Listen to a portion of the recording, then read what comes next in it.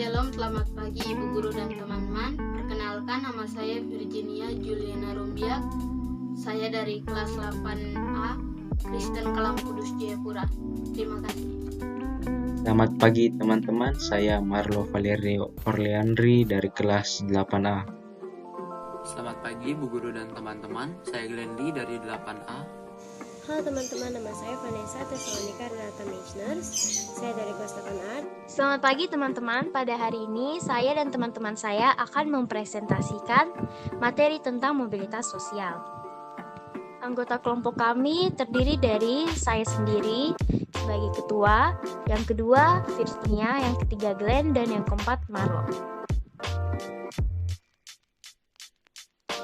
Tujuan pembelajaran: siswa dapat mengetahui pengertian, bentuk-bentuk, faktor pendorong, dan penghambat mobilitas sosial. Yang pertama, pengertian mobilitas sosial. Pengertian mobilitas sosial menurut Anthony Giddens. Menurut Anthony Giddens, mobilitas sosial adalah gerakan dari orang per orang dan kelompok-kelompok di antara kedudukan sosial ekonomi yang berbeda. Giddens merupakan sosiolog yang berkebangsaan Inggris yang dianggap sebagai salah satu kontributor dalam pengembangan ilmu sosiologi modern.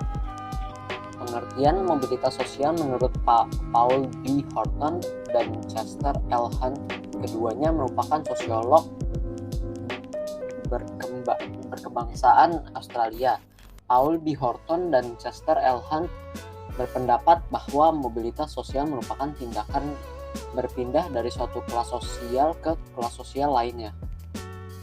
Pengertian mobilitas sosial menurut Pitirim A. Sorokin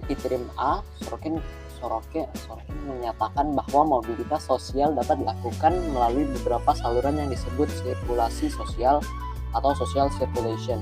Sirkulasi sosial dapat berupa angkatan bersenjata, lembaga keagamaan, lembaga pendidikan, organisasi politik, dan organisasi keahlian. Yang kedua, bentuk-bentuk mobilitas sosial. Mobilitas vertikal. Mobilitas sosial vertikal adalah perpindahan seseorang atau kelompok dari suatu kedudukan sosial ke kedudukan sosial lain yang tidak sederajat, baik pindah ke tingkat yang lebih tinggi atau social climbing maupun turun ke tingkat yang lebih rendah atau social sinking. Mobilitas vertikal terbagi menjadi dua, yaitu bentuk mobilitas vertikal. Mobilitas vertikal ke atas atau social climbing dan mobilitas vertikal ke bawah atau social sinking. Mobilitas vertikal ke atas atau social climbing. Mobilitas vertikal ke atas adalah mobilitas yang terjadi karena adanya peningkatan status atau kedudukan seseorang atau naiknya orang-orang berstatus sosial rendah ke status sosial yang lebih tinggi. Contohnya, seorang karyawan yang prestasinya bagus kemudian berhasil menduduki sebagai kepala bagian, manajer, bahkan direktur suatu perusahaan. Mobilitas vertikal ke bawah atau social sinking. Mobilitas vertikal ke bawah merupakan proses penurunan status atau kedudukan seseorang. Contoh, seorang pegawai diturunkan pangkatnya karena melanggar aturan sehingga ia menjadi pegawai biasa. Mobilitas horizontal. Mobilitas horizontal adalah perpindahan status sosial seseorang atau kelompok orang dalam lapisan sosial yang sama. Mobilitas ini merupakan peralihan individu atau objek-objek sosial lainnya dari suatu kelompok sosial ke kelompok sosial yang sederajat. Contohnya, Pak Soleh pindah ke sekolah lain tapi tetap dalam jabatan sebagai kepala sekolah.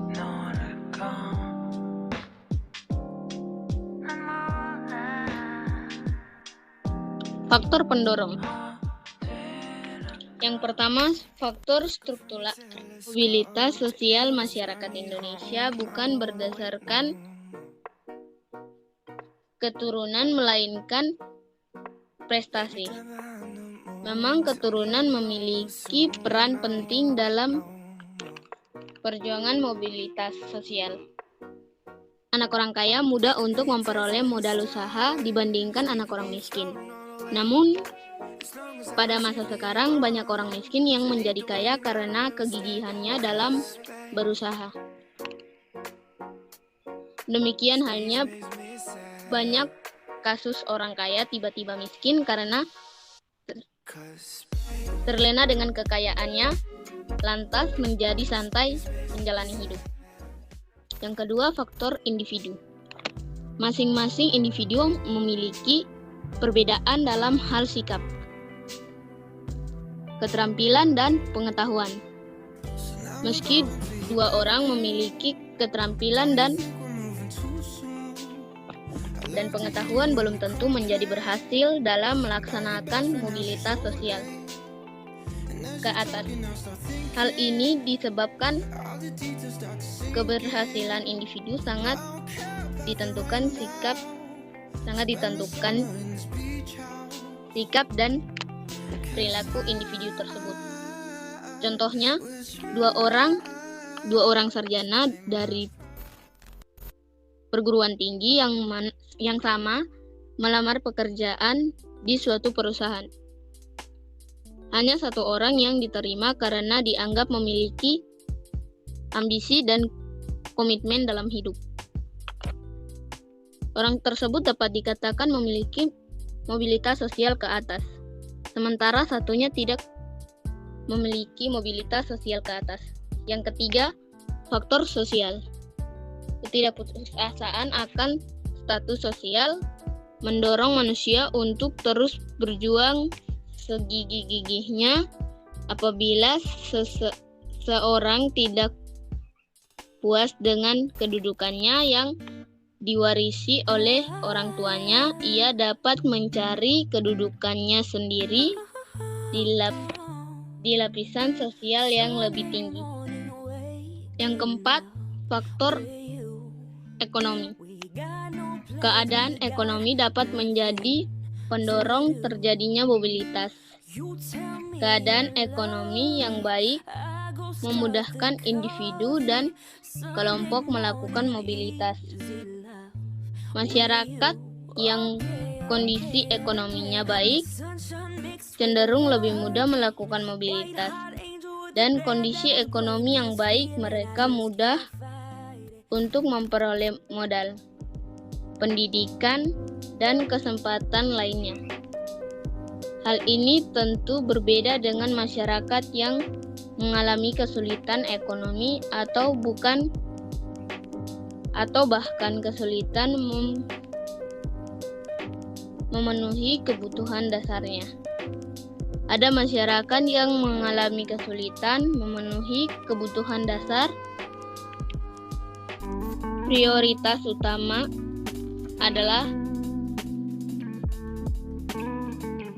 pemenuhan kebutuhan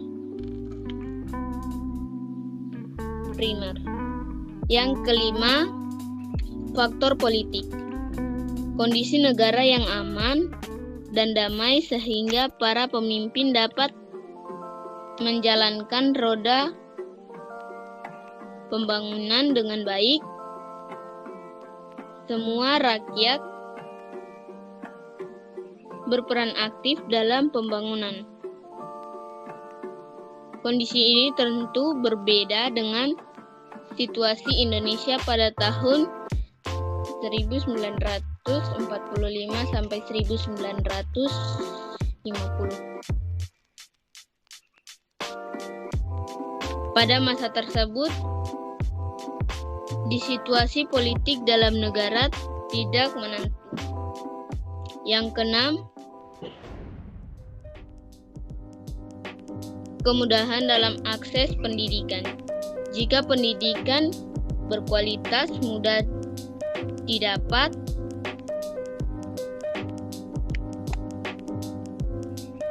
tentu mudah juga bagi orang untuk melakukan pergerakan atau mobilitas.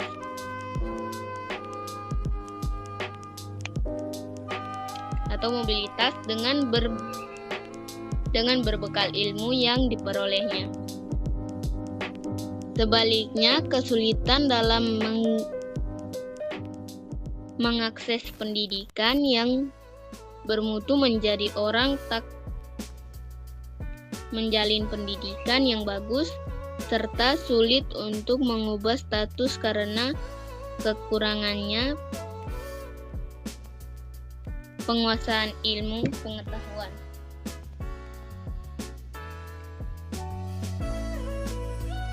Faktor penghambat.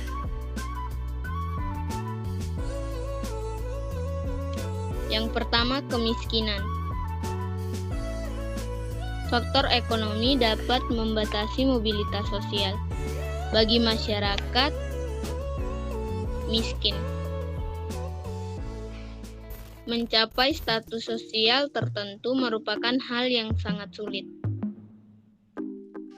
Salah satu penyebab kemiskinan adalah pendidikan yang rendah. Masyarakat yang berpendidikan rendah berpengaruh terhadap kualitas sumber daya manusia. Akibat tingkatnya kemudahan untuk mendapatkan pekerjaan terbatas. Yang kedua, diskriminasi. Diskriminasi berarti perbedaan perlakuan karena asal, perbedaan bangsa, suku, ras, agama, golongan. Pada masa penjajahan terjadi diskriminasi pemerintahan Hindia Belanda terhadap masyarakat keturunan Eropa dan masyarakat Indonesia. Dalam memperoleh pendidikan, masyarakat Indonesia disediakan sekolah yang kualitasnya berbeda dengan sekolah-sekolah untuk orang-orang Eropa. Hal ini tentu mempersulit mobilitas sosial masyarakat Indonesia.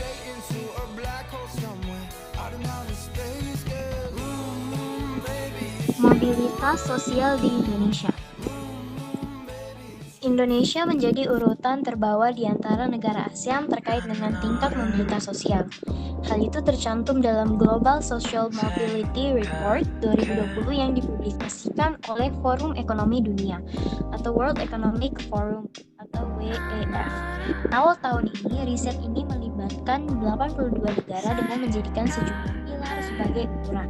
Terdapat 10 pilar, yakni kesehatan, pendidikan atau akses, kualitas dan kesetaraan, pembelajaran seumur hidup, teknologi, pekerjaan atau peluang, upah, kondisi, perlindungan dan lembaga atau perlindungan sosial dan lembaga inklusif. Pilar-pilar ini dibandingkan dengan tingkat produk domestik bruto atau PDB suatu negara sehingga memperlihatkan tingkat keseimbangan mobilitas sosialnya. Denmark, Norwegia, dan Finlandia menjadi 3 negara di peringkat teratas dengan skor berturut-turut 85,2, 83,6, 83,6. Negara adidaya seperti Amerika Serikat menduduki peringkat 27 dengan skor 7,4. Dalam riset ini terlihat bahwa ada hubungan langsung dan linear antara ketimpangan pendapatan suatu negara dan skor mobilitas sosialnya. Mobilitas sosial yang rendah memperkuat ketidaksetaraan historis. Sementara ketidaksetaraan pendapatan yang tinggi memicu mobilitas sosial yang lebih rendah.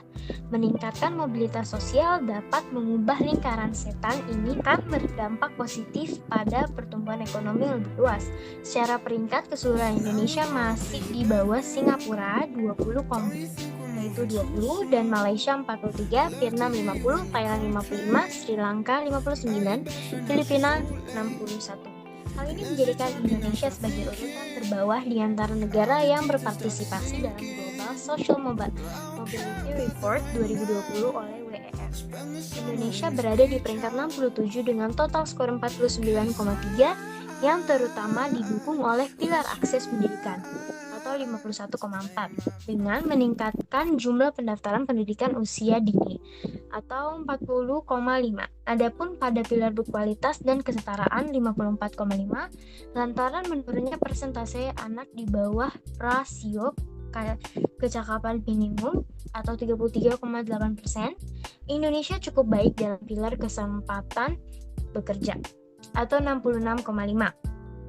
Dengan rendahnya tingkat pengangguran, tetapi perlu ada peningkatan dari sisi partisipasi tenaga kerja perempuan. Indonesia mencetak skor yang cukup rendah terkait dengan pilar keadilan, tingkat pendapatan dengan skor 26,3 akibat kesenjangan struktur pembagian pendapatan, dan juga karena masih banyak pekerjaan yang berupah rendah, yaitu 22,2%. Cakupan perlindungan sosial juga perlu ditingkatkan di mana saat ini hanya 1,1% dari PDB dibelanjakan untuk perlindungan sosial. Negara ini juga mendapat skor 56,2 pada pilar kesehatan dengan skor akses dan kualitas kesehatan 44,5. Dibandingkan dengan negara ASEAN lainnya, Filipina, Thailand, dan Singapura memiliki skor lebih baik di pilar kesempatan bekerja dan kondisi bekerja. Filipina mencetak skor paling besar di komponen upah rendah karena berhasil menjaga keseimbangan nilai upah kerjanya. Thailand meraih skor tertinggi pada komponen jumlah pengangguran dengan pendidikan dasar. Sementara itu, Singapura meraih nilai tertinggi pada komponen hubungan antara pemberi kerja dan pekerja. Riset ini dirancang untuk membantu para pembuat kebijakan, pelaku usaha, dan pemangku kepentingan lain membentuk strategi sosial ekonomi di era industri 4.0. Harapnya ketiga pihak ini dapat membangun agenda mobilitas sosial baru agar ekonomi terus bertumbuh berkelanjutan dan inklusif yang memberi peluang bagi semua lapisan masyarakat. Yang terakhir, kesimpulan. Mobilitas sosial adalah perpindahan status sosial sekelompok atau individu ke status yang lebih baik secara vertikal maupun horizontal. Hal ini dilakukan pada suatu sistem sosial yang memiliki sistem stratifikasi sosial terbuka. Mobilitas sosial terbagi menjadi dua, yaitu mobilitas vertikal dan horizontal. Mobilitas sosial vertikal adalah perpindahan seseorang atau kelompok dari suatu kedudukan sosial ke kedudukan sosial lain yang tidak sederajat, baik pindah ke tingkat yang lebih tinggi atau social climbing, maupun turun ke tingkat yang lebih rendah atau social sinking. Mobilitas horizontal adalah perpindahan status sosial seseorang atau sekelompok orang dalam lapisan sosial yang sama. Mobilitas ini merupakan peralihan individu atau objek-objek sosial lainnya dari satu kelompok sosial ke kelompok sosial lainnya yang sederajat. Contohnya, Pak Soleh pindah ke sekolah lain tapi tetap dalam jabatan sebagai kepala sekolah. Mobilitas sosial tertentu dilakukan karena faktor pendorong, namun ada juga faktor penghambat yang menghambat kita untuk melakukan mobilitas sosial. Mobilitas sosial di Indonesia terbawah di Asia Tenggara, posisi 67 dunia.